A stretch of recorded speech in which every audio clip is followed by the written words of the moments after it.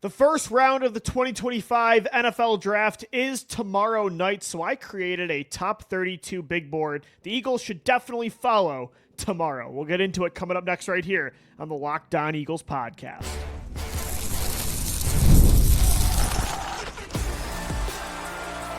You are Locked On Eagles, your daily Philadelphia Eagles podcast, part of the Locked On Podcast Network, your team every day.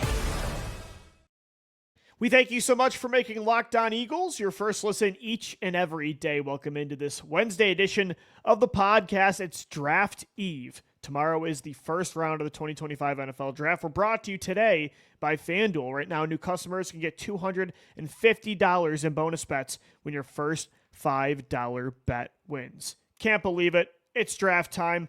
I'm only a few hours removed from it being midnight, which means it's going to be Thursday, which means it's going to be officially draft day. I'm like a kid in the candy store. It feels like Christmas Eve. Christmas Eve used to be the most exciting day of the year for me as a kid. Now, honestly, one of my favorite nights of the year is the night before the draft, continuing to speculate about which picks are going to happen, who's going where. Now suddenly the insiders are starting to throw things out there about certain players falling, certain players going higher than you'd expect, what trades could be coming. I think a lot of teams are trying to throw some BS out there to get you and other teams off the scent. So I just love this time of year in the NFL, and tomorrow night is going to be awesome. And it's my favorite night because, especially it's my favorite night in years like this, when it's so unpredictable what the Eagles are going to do. I literally have no idea. Last year, I had a pretty good sense of what their focus was going to be. Same with 2023, 2022,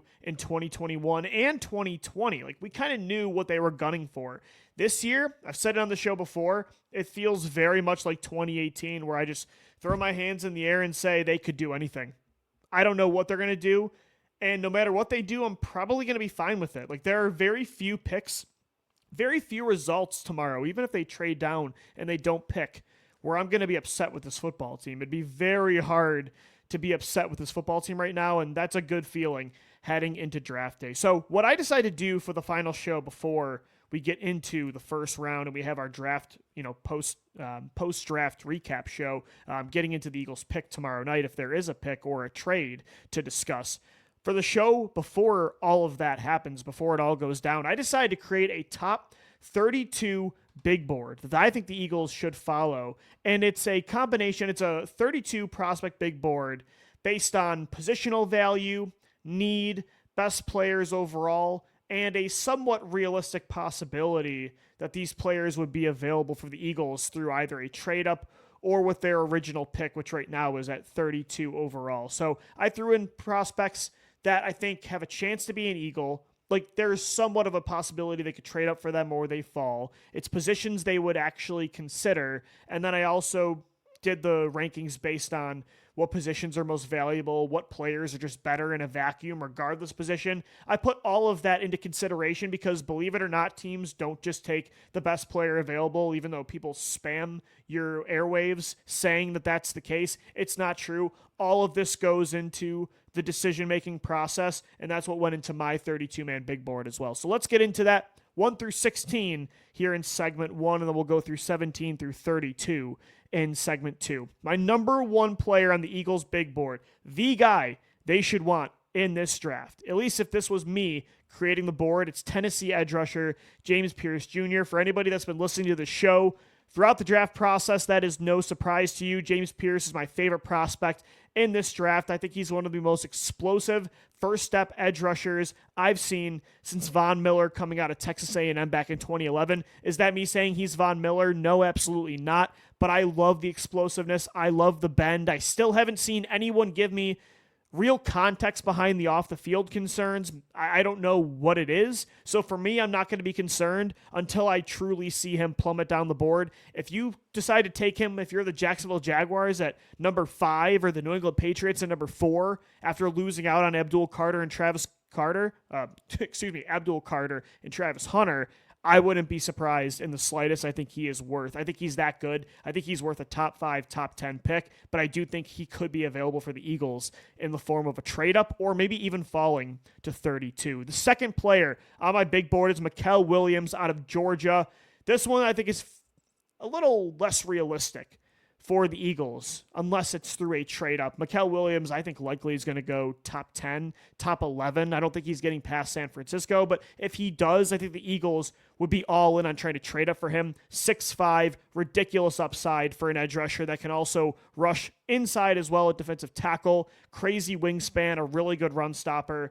Muel Williams is one of my favorite players in this class. He would only be behind James Pierce for me on the Eagles board. And then I did throw in another Georgia edge rusher in the top 3, Jaylen Walker. I prefer Williams' size and length, but Jaylen Walker gives me a kind of poor man's Micah Parsons vibe. He's a Georgia guy. He's an incredible leader, great character off the field. You can rush him in so many different creative ways.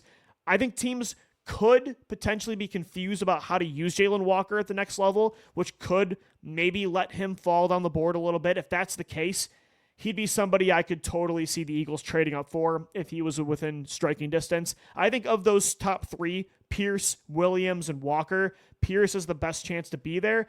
Williams and Walker, I doubt it. I think they'll both be top 12 picks, but never say never. I could see one of them falling down a little bit where they could potentially trade up. The 4th guy on my big board, we're going to stick with this theme of pass rushers. It's Ole Miss defensive tackle Walter Nolan. As I said on the show the other day, he's my final prediction for who I think the Eagles will get in the draft. I do think if he slips past the top, I'd say the first half of the first round, so the top 16, the Eagles are going to start calling other teams saying, what do we got to do to go get Walter Nolan? I think he would be the player the Eagles prefer the most, maybe out of any prospect in this draft. I think he could be number 1 on their realistic big board. If not, I think he's certainly top 3 or top 5. He's number 4 for me. At number 5, Penn State tight end Tyler Warren. Again, this top 5, some of these guys a little less realistic, but if there was a chance, you would run to the podium for them. If Tyler Warren, if you can go from Brent Selleck to Zach Ertz to Dallas Goedert to Tyler Warren, I feel like that's ridiculous. A really good run after the catch player.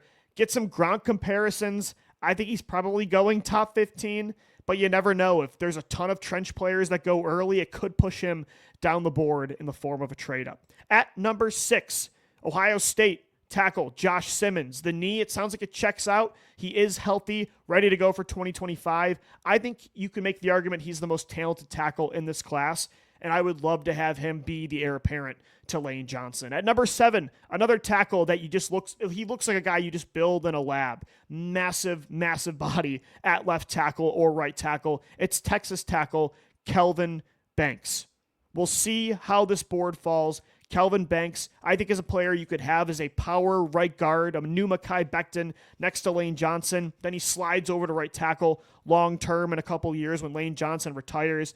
Kelvin Banks or Josh Simmons, I think the Eagles would fall in love with that prospect. To pair him with Jeff Stoutland in 2025 to develop that kind of upside would be ideal. At number 8, another tight end, Michigan tight end, Coloulston Lovelin. I don't think he is the big-bodied, run-after-the-catch weapon of Tyler Warren, but he is such a smooth route runner. He just has such good hands, has the length, has the ability to win inside against press coverage, a really good release off the line of scrimmage. I think teams are going to fall in love with just his savviness as a technical route runner. And again, he's just such a reliable receiver on third down and in the red zone. Coloulston Lovelin, again, if you could replace Dallas Goedert with Warren or Loveland as the third guy behind A.J. Brown and Devontae Smith in this passing game, that's a win on day 1 of the draft. At number 9, a little bit of a surprise. Some might think he's a little bit too high, but I think he could be a Swiss Army knife on defense for you. A safety, nickel, outside corner hybrid. Play the matchups with this guy. Texas defensive back Jahdae Barron. Most will say he's a outside corner, but I do think that he can play slot, he can play safety. You pair him up with Cooper DeJean in that defense, Vic Fangio is going to have a field day. At number 10, Texas A&M edge rusher Shamar Stewart. I am so scared of the lack of production. It is terrifying, but the traits are there. The Eagles like to bet on traits. He wouldn't have to come in right away and be the guy. They have a lot of other pass rushers. I just trust that the Eagles would get the ceiling out of this kid. I think he would come in and be that third or fourth guy in the rotation. Clint Hurt can develop him as a pass rusher, give him time. I think the Eagles are the right team for Shamar Stewart to truly meet his potential.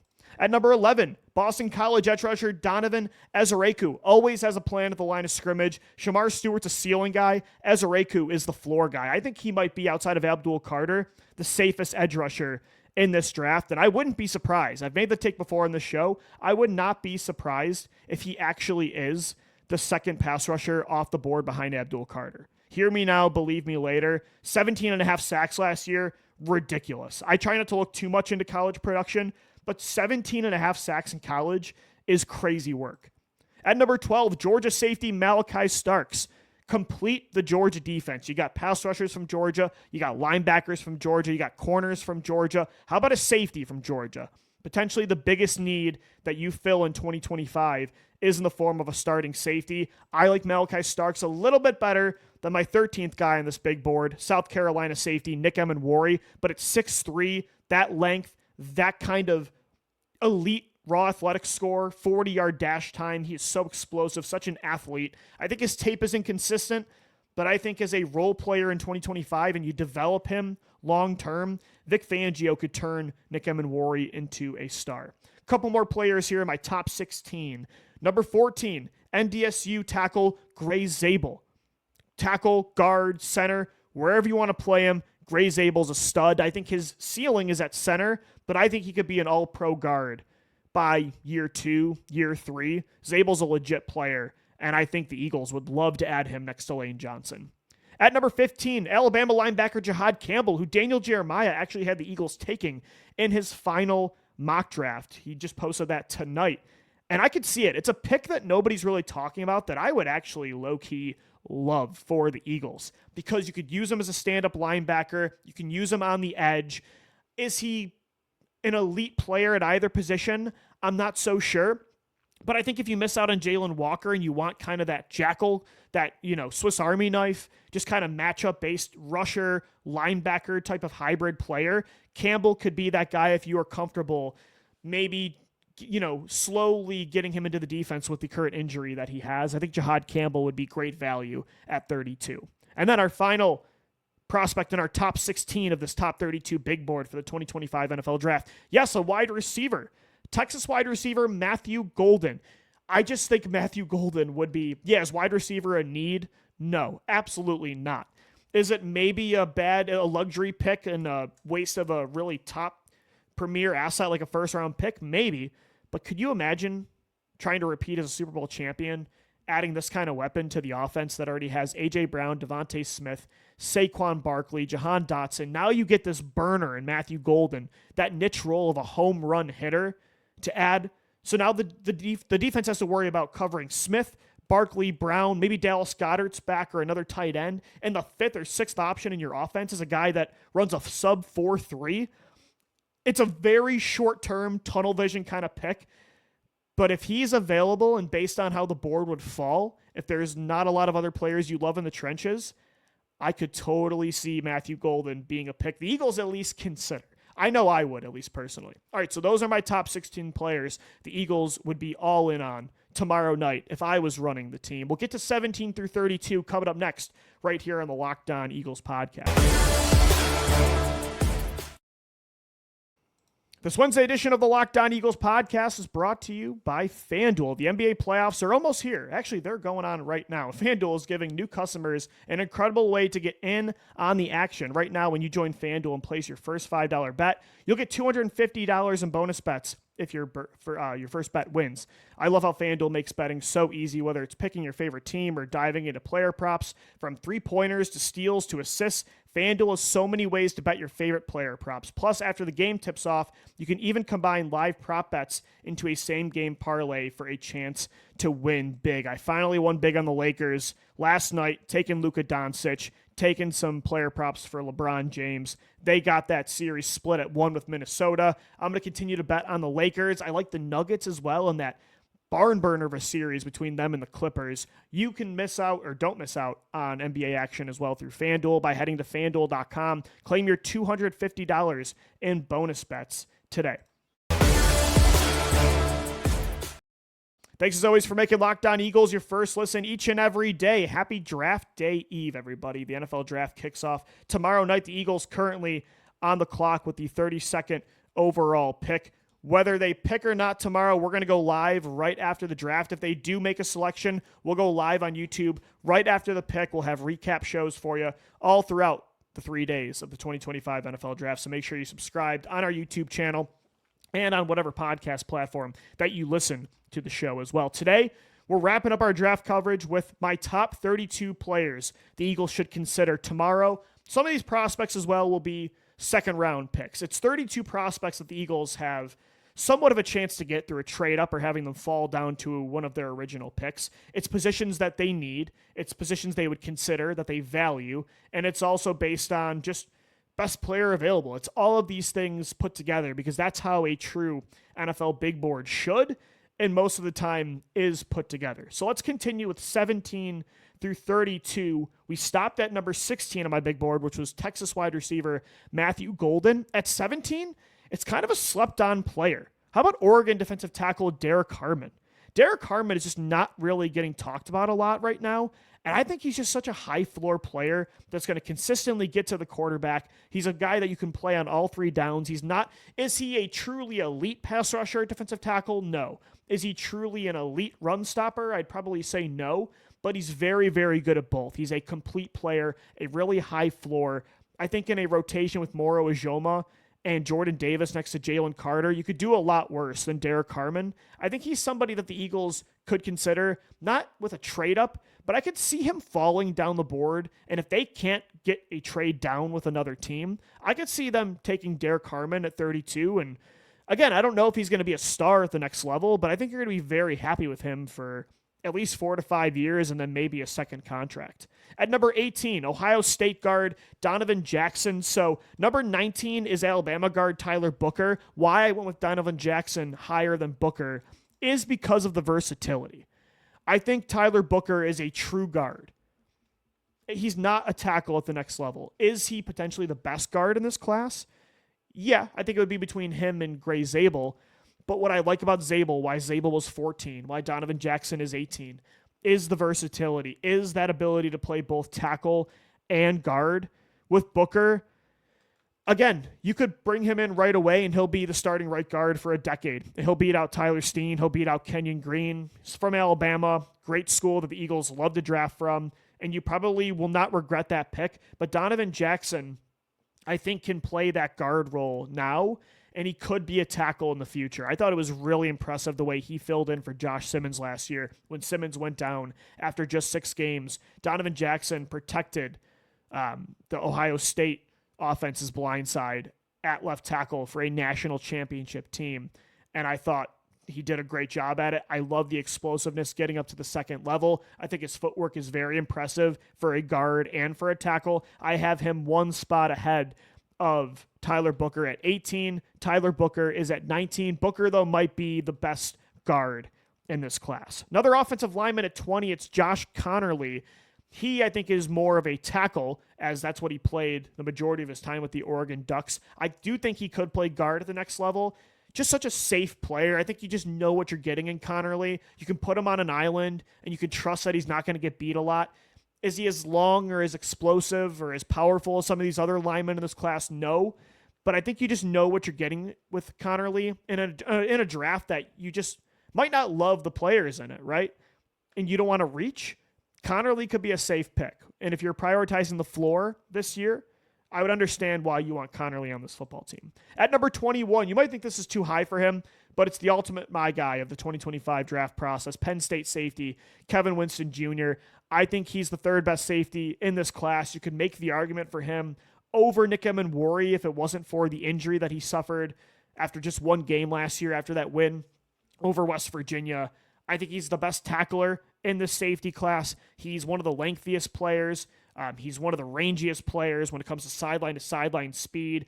I think he is a perfect matchup type of defensive back in coverage against tight ends. I love Kevin Winston Jr. He's my favorite idea for the Eagles in the 2nd round. At number 22, another safety, Notre Dame safety, Xavier Watts. The Eagles are losing 6 interceptions from safety Chauncey Gardner-Johnson, who's now with the Houston Texans. They need to replace his playmaking ability in the secondary. Xavier Watts has 13 interceptions in his last 2 years with the Fighting Irish, 7 picks and 6 picks, helped Notre Dame get to the national championship this year. I think he's one of the best safeties coming downhill. I think he's just a little bit under Kevin Winston Jr. for me at that position.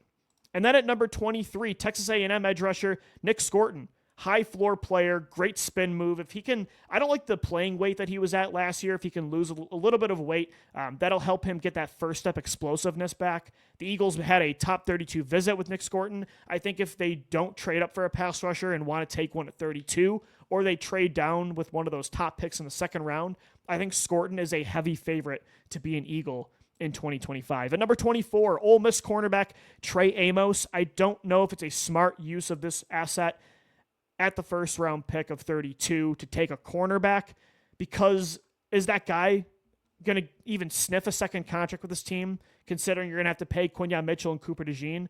Probably not. But if the board doesn't fall right and Trey Amos is available at 32, there's a good chance that Trey Amos at 32, if he's available, could be the best player available. And for me, I love having corners. If I could have 3 elite stud cornerbacks for 4 to 5 years, I would take that. I don't know if the Eagles would consider it. I would prefer other positions of need. But at number 24 in this class, I think you could do a lot worse than Trey Amos. At number 25, Toledo defensive tackle Darius Alexander. I heard that, believe it or not, he could be a surprise first-round pick.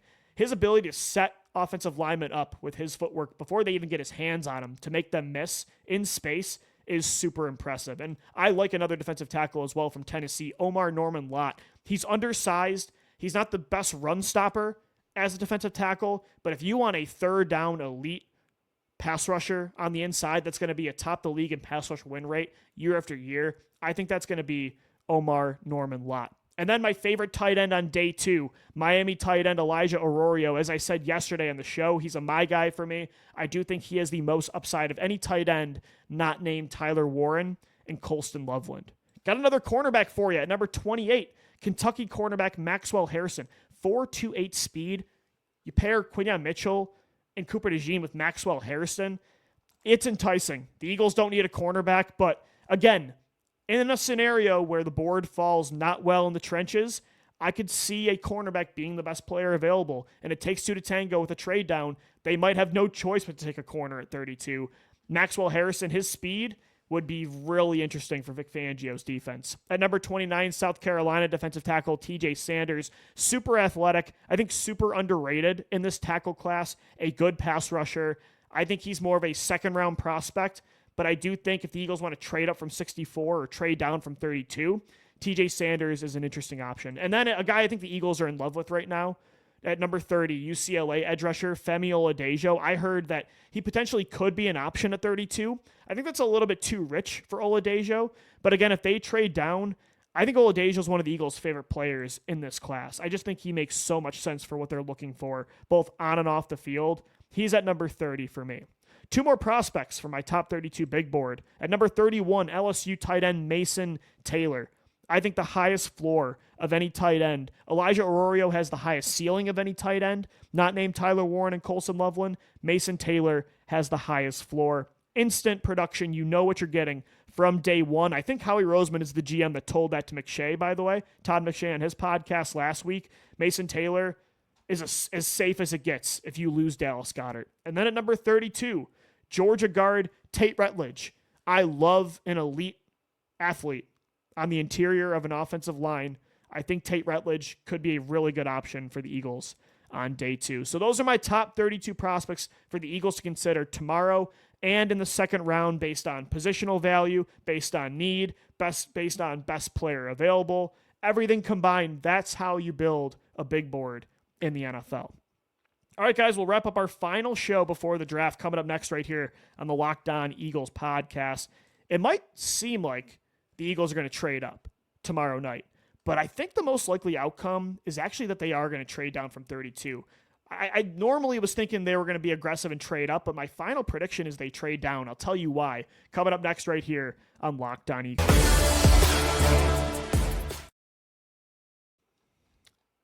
Today's episode of the Locked On Eagles podcast is brought to you by Amazon Fire TV. Did you know that your Fire TV is also an Xbox? That's right. Turn any TV into your gaming and entertainment hub with Fire TV Stick 4K devices. No console required. Just grab your paired controller, subscribe, or sign in to Xbox Game Pass Ultimate with EA Play included, and you're ready to play.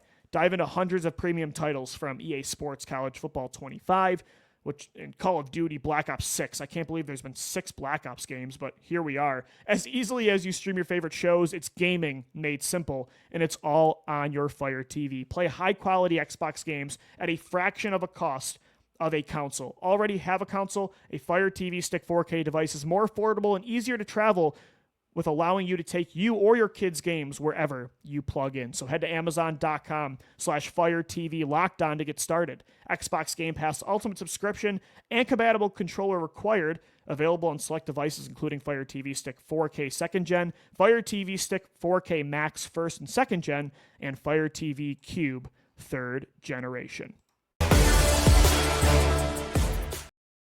All right, one final segment till the beginning of the 2025 NFL Draft. We will be live immediately when the Eagles make a pick, whether it's at 32, whether it's at 24, who knows. I do think, though, and we'll be live even if they don't make a pick, I do think there's a chance they do not make a pick tomorrow night. So originally, my hunch was, and I still will stand by my prediction of the other day, that if the Eagles make a pick, if there's a guy they want more than any prospect in this year's draft, if they're going to trade up for somebody, I do think it's going to be Ole Miss defensive tackle Walter Nolan. But I could see a scenario where they trade down. I'm starting to think that's the most likely outcome. After listening to a lot of insiders on Twitter, just on the national networks, on a lot of draft podcasts that I've been listening to, just grinding every single day, just taking hikes, or, going to the gym, whatever I'm doing, busy work planning for the pod. I got other draft pods on. After hearing a lot of insiders talk to other teams, I think the Eagles are going to trade down because it sounds like a lot of pass rushers are going to go early. I don't think the Eagles are going to trade up for an offensive lineman that'll be available outside the top 20. I don't think Josh Simmons is going to be available. I don't think Kelvin Banks is going to be there. Are they going to trade up for Tyler Booker or Gray Zable or Donovan Jackson or Josh Connerly? I can't see them do that. I think they would trade up for a pass rusher, but I don't know if anybody is going to be available outside the top 20. Maybe Donovan Eazeku, maybe Shamar Stewart if people are really scared about his production. But I don't know if Walter Nolan's going to be into the 20s. I don't think James Pierce is going to be either. I'll believe it when I see it. Muel Williams, Jaylen Walker, I'm just not sure those guys are going to be there. So maybe they have a small trade up for an offensive lineman. Maybe it's for like a Derrick Harmon or a Donovan Eazeku, or somebody else that they fall in love with. Like maybe one of those tight ends fall down the board, like Coloulston Lovelin. I'm not sure. But I do think the more likely outcome is that the pass rushers go early. There's not really a lineman on offense that's worth a trade up. I don't think they're going to trade up for a safety or a tight end. I'll believe that when I see it. And it also sounds like teams at the top of the second round that need quarterbacks are calling those teams at the bottom of the first round for a potential trade up to target Jackson Dart, Shedeur Sanders, Jalen Milroe, one or two of these guys that fall down the board. So based on who's going to be available, based on what other teams are doing, they're calling around trying to trade up for quarterbacks. And we know that teams that want quarterbacks will be willing to spend more. So are the Eagles going to get in a bidding war with the Giants when the Eagles want a defensive tackle or an offensive guard and the Giants want a quarterback? Like, the price is going to jack up because the Giants want the most important position in football. And when other teams know that, the asking price is naturally going to be higher. So the Eagles can't really get into that dogfight. And I do think teams are going to be calling the Eagles at 32, trying to give them picks for that selection to come up and get a quarterback. Whether it's the Browns for Shedeur Sanders, it's the Steelers for Jalen Milroe, it's the Giants for Jackson Dart. I think that's the most likely outcome tomorrow. I would prefer a trade up if somebody falls because I think the Eagles have so many day 3 picks in the next 2 drafts as it is that what's another 4th or 5th round pick going to do? But if you can get a 2nd or 3rd rounder in this year's class at the top of the 2nd round or next year's draft, you can collect more day 2 ammo. I wouldn't hate it, especially if the board does not fall ideally for you, which there's a really good chance that that's the case. Then I would totally understand trying to get out of tomorrow. But regardless, whether they trade up, whether they stick and pick at 32, whether they trade down, we'll go live right after the draft or right after the Eagles pick. So make sure you subscribe to Locked On Eagles on all podcast platforms and on our YouTube page as well. Thanks as always for getting through another draft offseason for me with me right here on Locked On Eagles. Thanks as always for downloading, watching, listening, and making us your first listen each and every day. We'll see you tomorrow after the draft. Let's go Birds. Fly Eagles fly.